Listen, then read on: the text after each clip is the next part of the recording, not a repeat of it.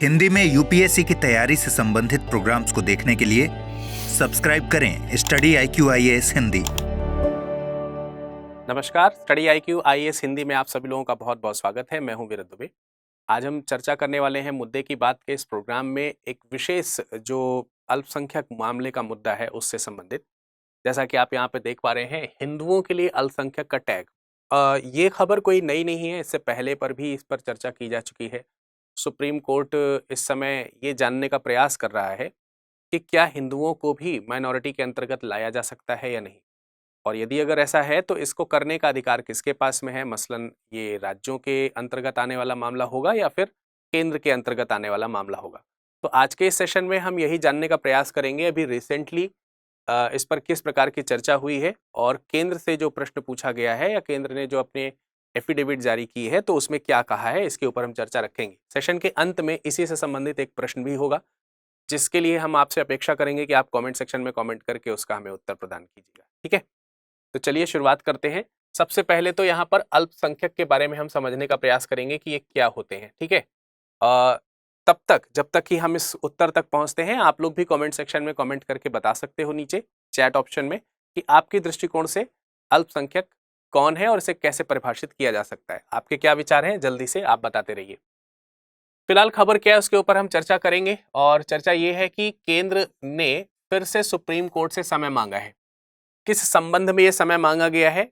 एक एफिडेविट जारी करवाया गया है और ये चौथी दफा है। इससे पहले 3 बार और एफिडेविट जारी किया जा चुका है केंद्र सरकार की तरफ से सुप्रीम कोर्ट के लिए। ये चौथी बार है। ठीक है, चौथी बार, और इसमें समय मांगा गया है। समय किस चीज के लिए मांगा गया है कि जब यहां पर क्वेश्चन किया गया कि क्या हिंदू जो है उन्हें भी अल्पसंख्यक रखा जा सकता है, अल्पसंख्यक वर्ग में रखा जा सकता है, अल्पसंख्यक वर्ग में रखा जा सकता है। अब जब ये स्टेटमेंट मैं पूछ रहा हूं आपसे कि क्या हिंदुओं को अल्पसंख्यक कहा जा सकता है, तो ये थोड़ा अधूरा स्टेटमेंट है। यदि अगर इसे थोड़ा और सही से हमें समझना है, सही से क्वेश्चन पूछना है, तो इसमें यह पूछा जा सकता है कि क्या कुछ राज्यों में, यहां पर एक छोटा सा वर्ड यूज करना पड़ेगा, कुछ राज्यों में। ठीक है, क्या कुछ राज्यों में हिंदुओं को अल्पसंख्यक का दर्जा दिया जा सकता है? अब ये थोड़ा ज्यादा सही हो गया, स्पेसिफिक हो गया क्वेश्चन, ये विशेष हो गया। और ऐसा ही प्रश्न समक्ष जब माननीय सुप्रीम कोर्ट के सामने आया है तो इस संदर्भ में केंद्र के क्या विचार हैं और उनकी क्या सोच है, उस पर जो है ये प्रश्न पूछा गया, और उसी का उत्तर देने के लिए अभी यहां पर और समय मांगा है केंद्र सरकार ने माननीय सुप्रीम कोर्ट। ठीक है, अब ये क्वेश्चन कहां से आया है इसके ऊपर भी अगर हम चर्चा करें तो एक एडवोकेट है, वरिष्ठ अधिवक्ता हैं, अश्विनी कुमार उपाध्याय जी। वैसे तो ये बीजेपी से ही रिलेटेड है। ठीक है, इनका ये कहना है कि कुछ ऐसे राज्य हैं जहां पर हिंदुओं की संख्या जो है वो संबंधित अन्य धार्मिक और भाषाई जो लोग हैं विभिन्न राज्यों के, अलग अलग राज्यों के, उदाहरण के तौर पर जैसे मेघालय ले लेते हैं, जम्मू कश्मीर ले लेते हैं या लद्दाख ले लेते हैं। यहां पर राज्य की बात हो रही है तो राज्य और यूनियन टेरिटरीज दोनों हैं। ठीक है, इसमें राज्य और यूनियन टेरिटरीज जो हैं यानी कि केंद्र शासित प्रदेश जो हैं वो दोनों शामिल करी जा रही है। नहीं, भारत के राज्य क्षेत्र की बात करी जा रही है। तो भारत के राज्य क्षेत्र में कुछ ऐसे हिस्से भी हैं जहां पर हिंदू जो है उस पर्टिकुलर राज्य या फिर केंद्र शासित प्रदेश में अन्य की तुलना में संख्या में कम है। अब हिंदू यहां पर एक धर्म है, हिंदू यहां पर क्या है, एक धर्म है। तो ज्यादातर आप देख पा रहे होंगे कि धर्म के आधार पर या भाषा के आधार पर हम कुछ अल्पसंख्यक वर्गों को क्लासिफाई करते हैं।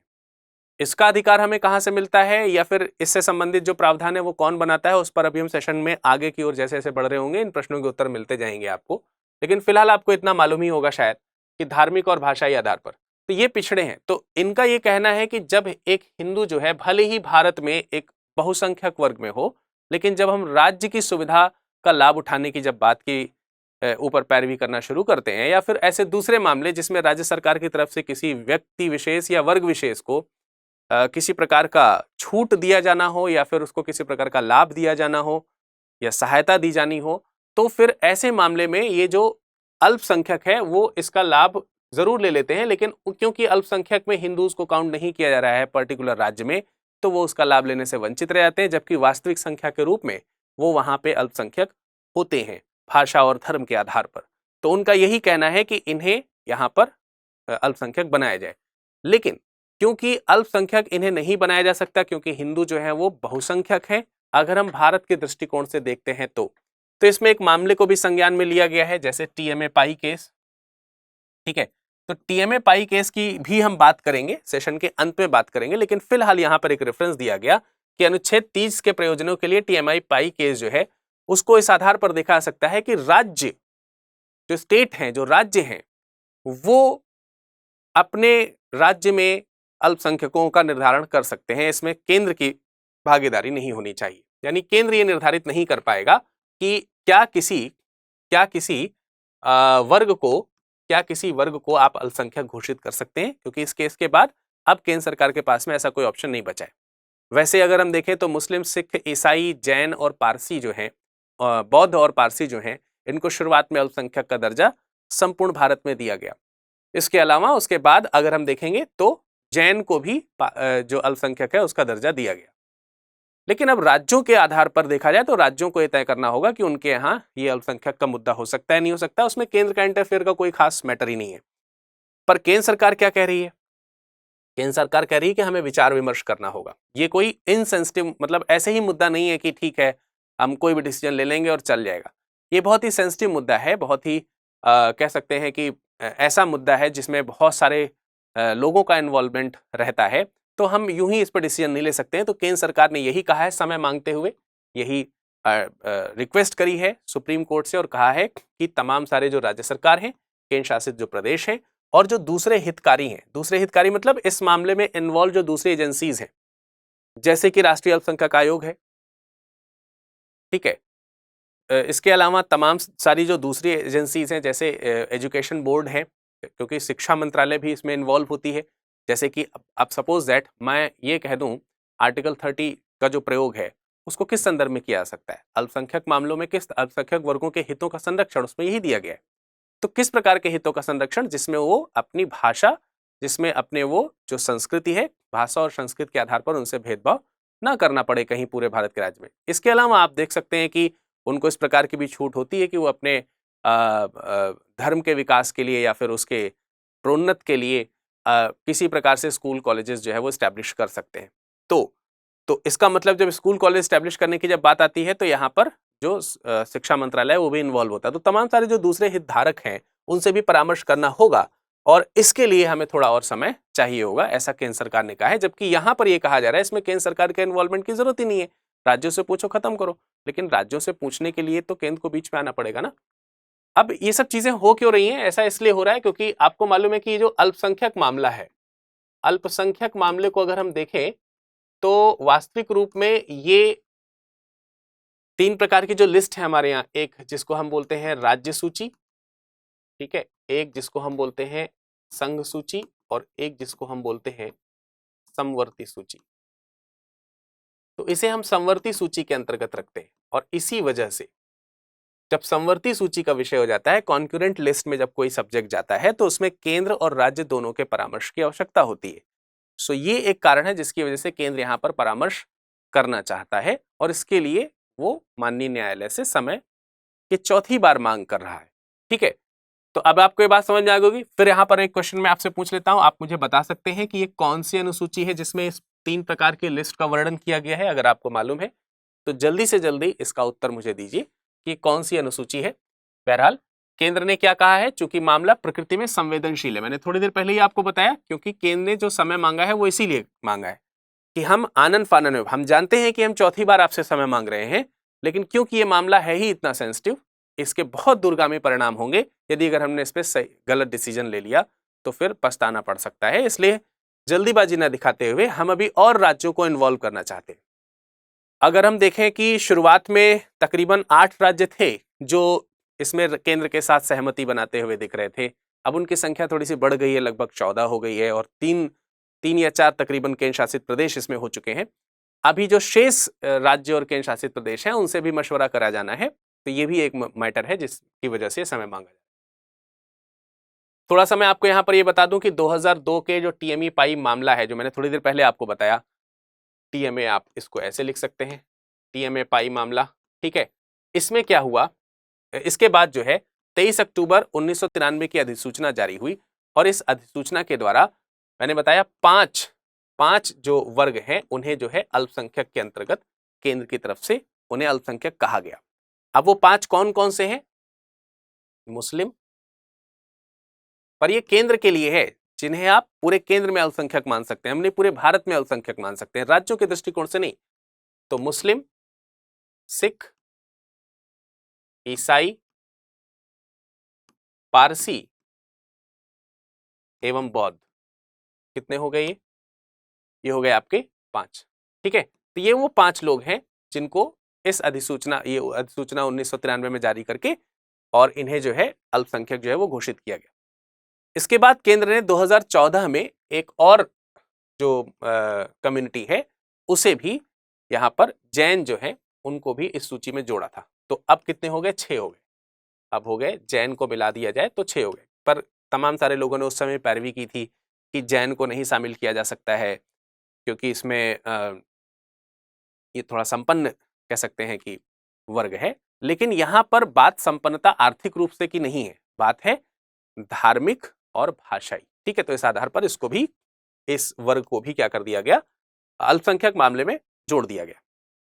अब ये सब जो चीजें शुरू हुई हैं यहां पर आप देखोगे तो वो यहां से शुरू हो रही हैं। जो मैंने आपको बताया यहां पर शुरुआत में, वरिष्ठ अधिवक्ता जो थे अश्विनी कुमार उपाध्याय जी, इन्होंने 2020 में एक याचिका दायर करी। और किस चीज के लिए दायर करी वो मैंने आपको यहां पर शुरुआत में बताया, इसलिए कि वो ये चाहते थे कि कुछ राज्य ऐसे थे जिनमें जो हिंदू हैं वो अब अल्पसंख्यक हो गए थे और उनके लिए अलग से क्या होना चाहिए?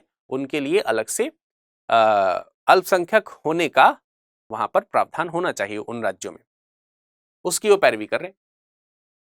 अब ये हुआ कि जब इन्होंने 2020 में ये याचिका यहां पर दायर करी तो सुप्रीम कोर्ट ने जो है वो केंद्र सरकार से इस पर सुझाव मांगा या केंद्र सरकार से अपनी बात रखने के लिए कहा। लेकिन केंद्र सरकार ने कोई अपना कह सकते हैं कि रोल नहीं अदा किया या इंटरेस्ट नहीं इसमें दिखाया। और फाइनली जब 7,500 रुपए की पेनाल्टी लग गई केंद्र के ऊपर, तो फिर उन्होंने जवाबी हलफनामा जो है वो दायर किया और ये जवाबी हलफनामा 25 मार्च को दायर किया गया। तो एक तो ये हुआ और फिर इसमें भी उन्होंने समय मांग लिया कि हम इस पर विचार करेंगे। उसके बाद 9 मई को दूसरा हलफनामा जो है यहां पर आया, जो कि पहले हलफनामे के स्थान पर आया, जिसमें उन्होंने ये बताया कि केंद्र जो है वो क्योंकि इसमें ऑब्जेक्शन कर दिया गया फिर से कि केंद्र से परमिशन लेने की कोई जरूरत ही नहीं है, इंटरफेयर करने की जरूरत ही नहीं है, क्योंकि टीएमआई पाई केस जो है उसमें बोल दिया गया है कि केंद्र इसके ऊपर कानून नहीं बना सकती है। अब तो ये तो केंद्र का विषय नहीं रह गया, अब राज्य का विषय रह गया। तो भी यहाँ पर 9 मई को हलफनामे में ये बोला गया केंद्र सरकार की तरफ से कि यह उनके अधिकार क्षेत्र में आता है। ठीक है, ये उनके अधिकार क्षेत्र में आता है और इसलिए वो इस पर अभी डिस्कशन करेंगे और इसके लिए हमें अभी और समय चाहिए। हालांकि इसके बाद जो जजेस थे उन्हें थोड़ा सा इस तरीके के जो बहाने किए गए या जो कह सकते हैं जो बात रखी गई उससे उनको थोड़ा सा गुस्सा आया, लेकिन फिर भी क्योंकि समय मांगा गया था तो समय दिया गया। उसके बाद 29 अगस्त को इस मामले में तीसरा हलफनामा जो है वो दायर किया गया और अब जो है मैंने आपको बताया कि चौथा हलफनामा यहाँ पर दायर कर दिया गया। और अभी भी अश्विनी उपाध्याय जी यही कह रहे हैं कि बार बार केंद्र को समय क्यों दिया जा रहा है, राज्यों इसमें जो है मशवरा क्यों नहीं करके डिसीजन निकाल रहे हैं, समस्त राज्यों की जरूरत क्या है इसमें, जिस राज्य में है उस राज्य को ही केवल आप उठाइए और वहां से आगे कंटिन्यू करिए, सिंपल सी बात है। फिलहाल हम आपके यहाँ ये थोड़ा सा एक लुक आपको दिखा देना चाहते हैं, एक गणना दिखा देना चाहते हैं। 2011 की जनगणना के अकॉर्डिंग हम आपको बता देना चाहते हैं फिलहाल कौन कौन से राज्य ऐसे हैं जिनमें हिंदुओं को अल्पसंख्यक के रूप में देखा जा सकता है। जैसे लक्षद्वीप की बात करें, लक्षद्वीप में 2.5% हिंदूज हैं, तो उस हिसाब से यहां पर हिंदू अल्पसंख्यक है। मिजोरम में इनकी संख्या 2.75 है, नागालैंड में 8.75 है, मेघालय में 11.58 है। जम्मू कश्मीर, अब अगर हम जम्मू कश्मीर की बात कर दें तो अब इसके तो विभाजन हो चुके हैं, जम्मू कश्मीर है और इसके अलावा अब लद्दाख भी है। ठीक है, लद्दाख यूनियन टेरिटरी के रूप में, तो इसमें भी लगभग 1% के आसपास ही है, 1% के आसपास या 1% से कम ही है यहाँ पर हिंदूज। अरुणाचल प्रदेश की बात कर लेते हैं, 29% है, मणिपुर 39.39 है, पंजाब 38.40 है। तो ये सब अल्पसंख्यक के रूप में दिखाई दे रहे हैं और इसीलिए ये डिमांड क्रिएट हो रही है कि इनको अल्पसंख्यक के दर्जा दिया जाए पर्टिकुलर राज्य में। तो अब बारी आती है कि क्या अल्पसंख्यक की परिभाषा है, किसे आप अल्पसंख्यक कहते हैं? शुरुआत में मैंने आपसे पूछा था कि अल्पसंख्यक क्या है, कौन है, और सेशन में हमने आपको कहा था कि आगे बताएंगे। तो चलिए यहां पर थोड़ा सा चर्चा कर लेते हैं। अल्पसंख्यक का मतलब क्या हो गया? अल्प और संख्यक। अल्प का मतलब कम और संख्यक मतलब संख्या को रिप्रेजेंट करने वाले। ये दो शब्दों से मिलकर बन गया है ऐसे लोग जो कम संख्या को रिप्रेजेंट करते हो।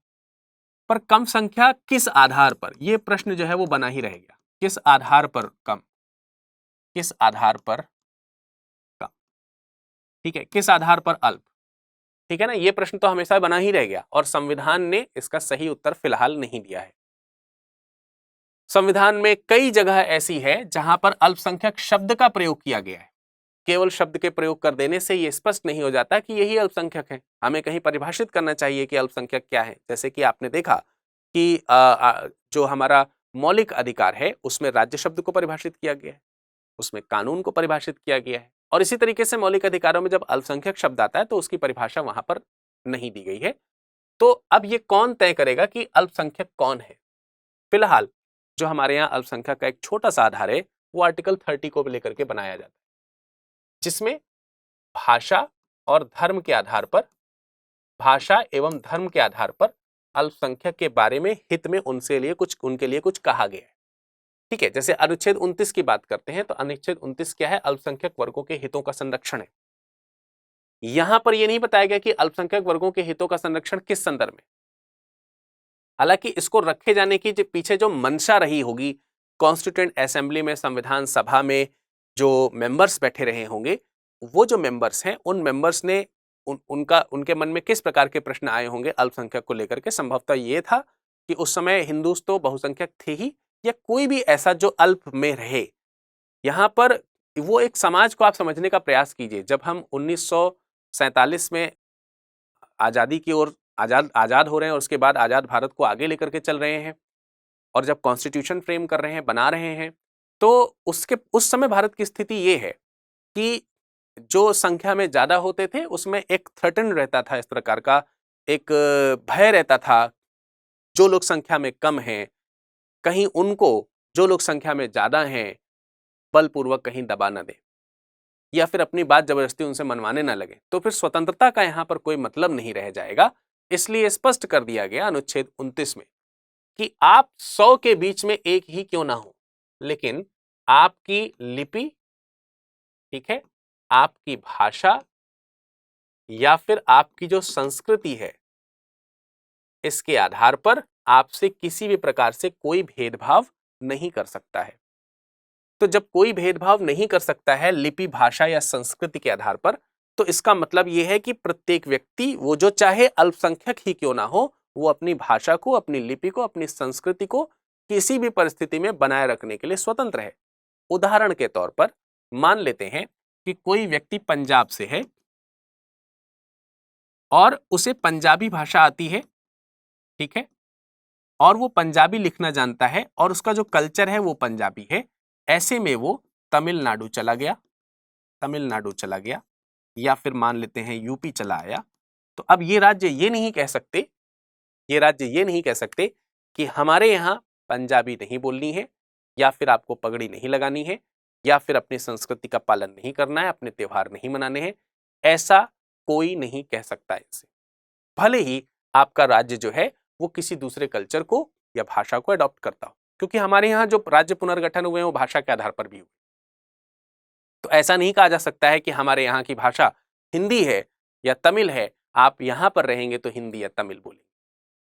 इसीलिए इस कॉन्स्टिट्यूशन के जो आर्टिकल है इसकी वैल्यू यहां पर हो जाती है। तो इसका प्रावधान तो यहां पर इसीलिए है, पर क्योंकि जैसे जैसे समय बीतता चला गया वैसे वैसे अल्पसंख्यक की जो वैल्यू है, या कह सकते हैं उनके होने का जो अस्तित्व है, उसके मूल्य जो है काफी बढ़ने लगे। केवल इसी हद तक ही ये सीमित नहीं रह गया। इसमें एक प्रावधान आपको और देखने को मिल रहा है जो कि अनुच्छेद 30 में है, जिसमें कहा गया है शैक्षणिक संस्थानों की स्थापना और प्रशासन के लिए अल्पसंख्यकों का अधिकार। और यहां पर यह क्लियर किया गया कि अल्पसंख्यक कौन, किसके लिए बोला गया? धर्म एवं भाषा के आधार पर, यानी अगर कोई धर्म एवं भाषा के आधार पर एक्चुअली यहाँ पर ये चीज आपको ध्यान रखनी है कि किसी भी व्यक्ति को, जैसे कई बार ऐसी भी डिस्क्रिमिनेशन क्रिएट होते हैं कि भाई तुम फला संस्कृति से हो, फला धर्म के हो, फला जाति के हो, फला भाषा बोलते हो, तो हमारे यहाँ तुम एडमिशन नहीं लोगे। कई बार स्कूल ऐसा कर देते हैं। तो यहाँ पर रिस्ट्रिक्शंस लगाए गए हैं कि आप धर्म, भाषा, जाति या संस्कृति या इस तरीके की चीजों के आधार पर किसी का प्रवेश मना नहीं कर सकते।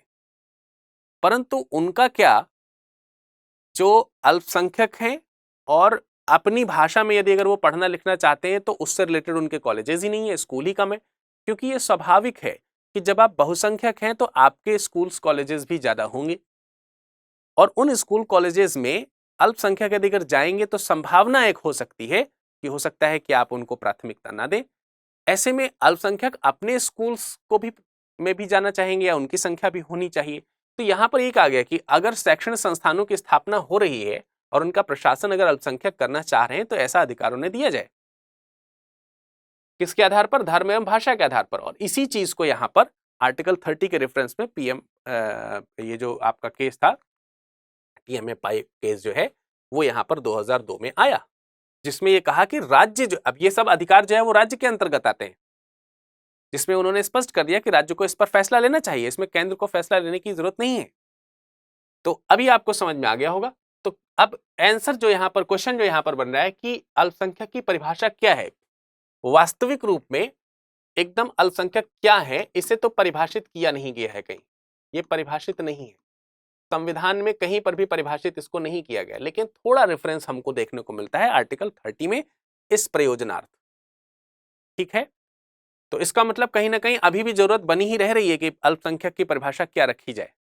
परंतु कई ऐसी चीजें होती हैं जिनकी सटीक परिभाषा बनना असंभव सा होता है या लगभग नहीं होता है। उन्हीं में से एक शब्द यह भी है। स्वाभाविक सी बात है, यदि अगर हमने अल्पसंख्यकों को परिभाषित कर दिया तो कहीं ना कहीं वो एक सीमा के अंतर्गत आ जाएगा और फिर उसके बाहर या उसके अंदर कोई आ जा नहीं सकेगा। तो अभी इस सिचुएशन में शायद इंडिया नहीं है, या फिर जो पार्लियामेंट है वो नहीं है, या फिर माननीय न्यायालय अभी इस मुद्दे पर नहीं है। तो अभी समय समय पर ये सारी चीजें जहां कहीं भी, क्योंकि आप सब लोगों को मालूम है, जहां कहीं भी ऐसी चीजें, जहां इंटरप्रिटेशन की बात आ जाए, जहां इन चीजों की बात आ जाए कि क्या स्पष्टीकरण है संविधान के किसी भी भाग या फिर किसी भी पंक्ति या फिर किसी भी शब्द या कोई भी ऐसी चीज जो संविधान में अनक्लियर हो रही हो, अस्पष्ट हो रही हो, उसका स्पष्टीकरण किस तौर पर लिया जाना चाहिए, इसकी जिम्मेदारी जो है वो माननीय सुप्रीम कोर्ट के पास में है। तो फिलहाल तो सुप्रीम कोर्ट ये तय कर सकता है, इसीलिए मामला सुप्रीम कोर्ट के पास गया हुआ है। ठीक है ना? तो उम्मीद कर रहे हैं कि ये पॉइंट भी आपको समझ में आया होगा। तो अल्पसंख्यकों के बारे में संविधान क्या कह रहा है वो ये है, पर अल्पसंख्यकों की क्या परिभाषा संविधान दे रहा है, तो उसका उत्तर है नहीं दे रहा है। ठीक है, इसके अलावा आप ये अनुच्छेद 29 और 30 के अलावा आप इसे अनुच्छेद 350A के अंतर्गत भी देख सकते हैं, जिसमें लिखा है प्रत्येक राज्य और राज्य के भीतर प्रत्येक स्थानीय प्राधिकारी भाषाई अल्पसंख्यक वर्गों के बालकों को शिक्षा के प्राथमिक स्तर पर मातृभाषा में शिक्षा के पर्याप्त सुविधाओं के लिए व्यवस्था करने का प्रयास करेगा। और इसे अपॉइंट जो है वो राष्ट्रपति के द्वारा किया जाता है। ठीक है, इसमें पार्लियामेंट का कोई लेना देना नहीं है, संसद का कोई लेना देना नहीं है। तो इसे राष्ट्रपति द्वारा अपॉइंट किया जाता है और राष्ट्रपति किसी भी राज्य को ऐसे निर्देश दे सकता है जो ऐसी सुविधाओं का उपबंध सुनिश्चित कराने के लिए आवश्यक या उचित समझता है। तो यहां पर भी इस तरीके से आप देख सकते हैं अल्पसंख्यक वर्गों का उल्लेख किया गया है। तो ऐसे कुछ आर्टिकल्स हैं जिसमें अल्पसंख्यक वर्गों का उल्लेख किया गया है।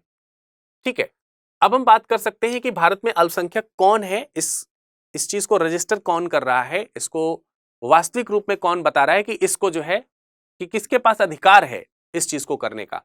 तो यहां पर आपको एक आयोग का ध्यान रखना है, राष्ट्रीय अल्पसंख्यक आयोग, नेशनल माइनॉरिटी कमीशन। ठीक है, तो नेशनल माइनॉरिटी कमीशन यानी राष्ट्रीय अल्पसंख्यक आयोग अधिनियम 1992 की धारा C जो है वो ये डिफाइन करती है या अधिसूचित करती है कि फला फला फला वर्ग जो है वो अल्पसंख्यक है। जैसे कि मैंने आपको बताया कि मुस्लिम हैं, सिख हैं, ईसाई हैं, पारसी हैं, बौद्ध हैं, जैन हैं, ये सब जो है इसके अंदर लिस्टेड है। ठीक, और ये क्या है, भारत में अल्पसंख्यक है। भारत में अल्पसंख्यक, ध्यान रखना है, यहाँ राज्यों की बात नहीं करी जा रही, भारत में अल्पसंख्यक की बात करी जा रही। राष्ट्र में अल्पसंख्यक कौन है? और राष्ट्र में ध्यान रखना है कि हिंदू जो है वो अल्पसंख्यक नहीं है, राष्ट्र में हिंदू बहुसंख्यक, पर अलग अलग राज्यों में अल्पसंख्यक है, ये एक अलग बात है। ठीक है, भारत सरकार द्वारा अधिसूचित अल्पसंख्यक जो है वो कौन है, मैंने आपको पहले भी बताया, आप यहां पर फिर से मुझे पिन करिए। 23 अक्टूबर 1993 तक कितने अल्पसंख्यक भारत में थे और 24 जनवरी 2014 को कितने अल्पसंख्यक और कौन सा अल्पसंख्यक यहाँ पर वर्ग जोड़ा गया? कि मैंने अभी 2 बार पीछे भी बताया है, जरूर आप याद रख रहे होंगे, तो जल्दी से कमेंट करके बताइए कि यहाँ पर कौन आएगा। ठीक है, टीएमए पाई के बारे में, जो जिस टीएमए पाई केस का रेफरेंस हमने शुरुआत में दिया था, उसके बारे में थोड़ी सी जानकारी ले लें। ठीक है, तो जो तमाम सारे जो केसेस हैं उनमें से एक प्रसिद्ध केस ये है, तो एक केस हम ये डिस्कशन करेंगे, एक और है, थोड़ा सा उस पर भी जानकारी लेंगे। तो टीएमए पाई केस जो है उसमें संविधान के तहत अल्पसंख्यकों को अपनी पसंद के शैक्षणिक संस्थानों की स्थापना और प्रशासन के अधिकार के दायरे पर सवाल पूछा गया, जो कि आर्टिकल 30 से रिलेटेड है। किससे रिलेटेड है ये? आर्टिकल 30 से रिलेटेड है, मैंने अभी थोड़ी देर पहले आपको बताया। तो अनुच्छेद 30 में जो इस तरीके के मामले हैं, अनुच्छेद 30 में जो इस तरीके के मामले आ रहे हैं, उस पर जो निर्णय लेगा वो कौन लेगा? तो इस पर जब निर्णय लेने की बारी आ रही है तो कुछ केसेस को रिफर किया गया इस पर्टिकुलर केस का सॉल्यूशन ढूंढने के लिए, और वो केसेस क्या थे? यानी टीएमआई पाई केस में भी कुछ केसेस का रेफरेंसेस लिए, जैसे कि डीएवी कॉलेज बनाम पंजाब राज्य 1971 का मामला। डीएवी कॉलेज बनाम पंजाब राज्य 1971 के मामले में ये एक प्रश्न उठा कि क्या हिंदू जो है वो पंजाब में अल्पसंख्यक है? क्या हिंदू जो है वो पंजाब में अल्पसंख्यक है, और उसे क्या उसे क्योंकि वो पंजाब में अल्पसंख्यक है तो अल्पसंख्यक होने के नाते जो राज्य में लाभ होने चाहिए, शैक्षणिक संस्थाओं की स्थापना और उसके प्रशासन का जो अधिकार होना चाहिए, क्या ये राज्य सरकार को दिया जाना चाहिए?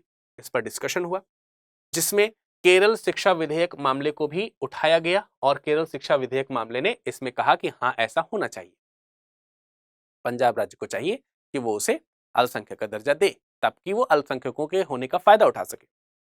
इसके अलावा दूसरा जो केस है, इसी मामले में ही दूसरा केस का जो रेफरेंस लिया गया वो भी पंजाब का ही है, और वो है डीएवी कॉलेज भटिंडा बनाम पंजाब। अब ये डीएवी कॉलेज, दयानंद एंग्लो वैदिक कॉलेज हम इसको बोल सकते हैं, तो ये जो जिनको आप बोलते हैं वैदिक कॉलेजेस के जो संस्थापक के रूप में लोग रहते हैं, या फिर उसमें जो पाए जाने वाले लोग हैं वो हिंदूज ही हैं, मतलब ये हिंदू कॉलेज है एक तरीके से, अगर आप देखेंगे तो आर्य समाज से रिलेटेड है। तो आर्य समाजी जो है, आर्य समाजी जो है वो कौन है? आर्य समाजी जो है वो कौन है? हिंदू है, और क्योंकि हिंदू जो है वो भारत में क्या है, बहुसंख्यक है, तो कोर्ट में अल्टीमेटली डिसीजन इन दोनों के सुनवाई के बाद या इन दोनों को समझने के बाद कोर्ट ने अल्टीमेटली जो डिसीजन निकाला वो ये निकाला कि क्योंकि हिंदू जो है वो भारत में क्या है, बहुसंख्यक है, बहुसंख्यक है, इसलिए केंद्र सरकार जो है उन्हें यहां पर क्या नहीं कर सकती है, अल्पसंख्यक घोषित नहीं कर सकती। हालांकि राज्य सरकार इसमें जो भी इंटरफेयर करना चाहे करे, तो राज्य सरकार के ऊपर है अभी फिलहाल, है ना। तो इस तरीके से हम देख सकते हैं कि यहां पर इस तरीके का विचार रहा। और जो बाल पाटिल केस 2005 का मामला है, इसमें भी वही उत्तर आया। अब इसमें देखा जाए तो 11 जजों की बेंच बैठी थी, 11 जजों की जो बेंच बैठी थी, उन जजों ने बहुमत से इस पक्ष में निर्णय दिया कि भाई केंद्र सरकार जो है इसे क्या नहीं कर सकती है, अल्पसंख्यक नहीं कर सकती है पर्टिकुलर राज्य में। ठीक है, तो बाल पाटिल मामला जो 2005 का हुआ उसमें भी ये रेफरेंस दिया गया, इसी का ही, ये टीएमए पाई केस का ही रेफरेंस इसमें दिया गया, और इसमें भी यही मामला साधारणतया चला, और इसमें भी केंद्र सरकार की तरफ से, मतलब सुप्रीम कोर्ट की तरफ से यही कहा गया, जो कि टीएमआई पाई केस में कहा गया था। और अब जाकर के यहां पर फिर से मामला बढ़ चुका है, क्योंकि इसमें राज्यों की संख्या बढ़ रही है। अब मामला सिर्फ पंजाब तक ही नहीं है, तमिलनाडु है उसमें शामिल, उसमें आप देख सकते हैं पूर्वोत्तर के कई सारे राज्य शामिल हैं, उत्तर भारत के कई राज्य शामिल हैं, केंद्र शासित प्रदेश शामिल हैं। ठीक है, तो अभी जो है, जो केंद्र सरकार है वो क्या कर रही है, इन सारे राज्यों से कंसल्ट कर रही है। कंसल्ट करके जब वो हलफनामा देगी यहाँ पर, या फिर जब जवाब देगी कोर्ट में, तो कोर्ट उस पर किस प्रकार की सुनवाई करेगा, और क्या ऐसी कोई संभावना बन पाएगी कि हिंदू अल्पसंख्यक वहां पर घोषित किए जाएंगे, और उसमें राज्य का कोई इंटरफियर, केंद्र का कोई इंटरफियर रहेगा या नहीं रहेगा। तो अब जब उसका अपडेशन आएगा तो मैं उसके बारे में आपको जरूर बताऊंगा। फिलहाल आपके लिए इस विषय पर इतना ही, और इससे संबंधित एक प्रश्न यहां पर है, और एक प्रश्न आपको मैं यूं भी दे देता हूं, आपका क्या मानना है कि क्या हिंदुओं को राज्यों में अल्पसंख्यक का दर्जा दिया जाना चाहिए, खासकर वो राज्य जहां पर उनकी संख्या काफी कम है। अब काफी कम है तो कितना, क्या उसके लिए यह भी तय होना चाहिए कि भाई 10% से कम है तब आप अल्पसंख्यक मानेंगे, या फिर 20% से कम है तब अल्पसंख्यक मानेंगे, या फिर कोई दूसरा मामला होगा? कैसे आप तय करेंगे कि किसी राज्य में अल्पसंख्यक उन्हें कैसे कहा जाए? क्योंकि यदि अगर मान लेते हैं कि किसी राज्य में कोई पर्टिकुलर धर्म है या भाषा के बोलने वाले जो लोग हैं, धर्म या भाषा के बोलने वाले लोग हैं, जिनकी संख्या 51% है, और एक धर्म या भाषा के बोलने वाले लोग हैं जिनकी संख्या 49% है। तो ये जो 49% वाले लोग हैं वो इनकी तुलना में तो कम है, अल्पसंख्यक हैं। तो क्या यह भी एक आधार हो सकता है? पर क्या आपको ये नहीं दिख रहा है कि 49 अपने आप में बहुत कम नहीं है, बहुत ज्यादा है? तो क्या आप इसे बहुसंख्यक कहेंगे? और अगर ऐसा है तो फिर अल्पसंख्यक कौन है? तो ये तमाम सारे प्रश्न हैं, इससे संबंधित जो भी चीजें आपके मन में उठ रही हैं, आप हमसे जरूर पूछ सकते हैं और अपने प्रश्नों को, इस प्रश्न का उत्तर दीजिएगा। साथ ही साथ इस उत्तर के साथ साथ आप हमें यहाँ पर इस तरीके के जो भी आपके मन में विचार आ रहे हैं वो आप हमसे डिस्कशन कर सकते हो सोशल मीडिया प्लेटफॉर्म पे, फेसबुक पे और टेलीग्राम पे। ठीक है, तो मुलाकात करेंगे फिर किसी दूसरे मुद्दे की बात प्रोग्राम में। फिलहाल इस लेक्चर में इतना ही। नमस्कार, धन्यवाद।